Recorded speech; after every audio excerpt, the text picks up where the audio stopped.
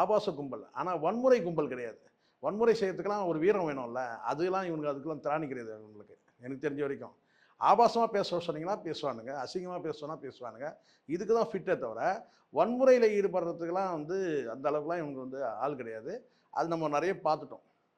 ஒருத்தன் அமைதியாக இருக்கிறான்றதுனாலே வந்து அவன் தலைமையில் போடுறான் எல்லாத்தையும் அப்படின்னு சொல்ல முடியாதுல்ல. இதுக்கு வேற காரணம் கூட இருக்கலாம்ல. அவங்க பண்ணதே நம்மளும் பண்ணக்கூடாது. எதுவாக இருந்தாலும் திமுக தான் காரணம்னு சொன்னாங்கல்ல.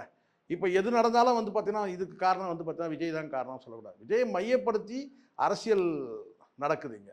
அப்படிதான் சொல்றேன். கண்டிப்பா. அப்ப அதே மாதிரி தான் இப்ப விஜய் அவர்களுடைய பொண்ணு ஒரு இன்ஸ்டா ஸ்டோரி பதிவு அது அவங்க தான். இப்போ அது ஒரு கதை எடுத்துட்டு அவங்க தான் சொல்லி யார் கன்ஃபரன்ஸ் பண்ணது, யார் உறுதி பண்ணது? உறுதி பண்ணல. இன்னும் அந்த ஐடி வந்து அவங்களோட இதுதான் அப்படின்னு உளவியலா ஆராய்ச்சி பண்ணிட்டு யார் இருக்காங்க சொன்னாங்க? உளவியல் அப்படின்ற ஆராய்ச்சி மாதிரி சொன்னாங்க. வந்து சொல்றாங்க. யார் சொன்னது? யார் சொன்னது? ஊடகங்கள் சொன்னா உறுதியாயிடுமா? அவங்க சொல்லியிருக்கிறாங்களா? நீங்க யோசிச்சு பாருங்க. இப்போ வழக்கு சங்கீதம் வந்து வழக்கு தொடுக்கிறாங்க.